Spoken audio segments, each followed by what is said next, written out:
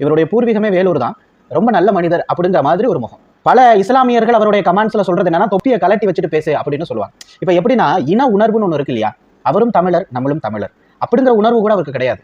மத்திய அரசு என்ன சொன்னாலும் சரி, இப்போ மத்திய அரசு இந்தியாவினுடைய மத்தியில இருக்குங்கிறதுனால எப்பவுமே வந்து பாத்தீங்கன்னா வடக்குக்கு தான் எல்லாமே, தெற்குக்கு ஒண்ணுமே கிடையாது.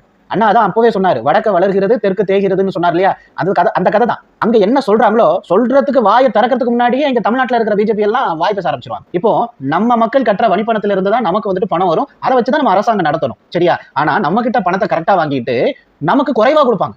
இந்த விஷயத்த நம்ம கேள்வி கேட்டா நம்ம அண்ணன் உட்பட பல பேர் என்ன சொல்லுவாங்க அப்படின்னா, வயிற்றுல தம்பட்ட அடிச்சுப்பாங்க. அப்படி எல்லாம் கிடையாது, இப்படி எல்லாம் கிடையாது, இது இப்படி அது அப்படி. இப்ப இடையில வந்துட்டு தர்மஸ்தலா பத்தி ஒரு நிகழ்வு போச்சு இல்லையா, அந்த தர்மஸ்தலத்துல வீரேந்திர ஹெக்டேட்டா அவருடைய பேரை வந்துட்டு நான் வந்துட்டு டைப் பண்ணி ஒரு வீடியோ போடுறேன், ஒரு ஷார்ட்ஸ் போடுறேன். அந்த வீடியோ ஷார்ட்ஸ் வந்துட்டு அப்ரூவே ஆகல சார். எந்த அளவிற்கு அப்ப பிஜேபி அண்டர் கவுண்டர்ல வேலை பார்க்குது பாருங்க.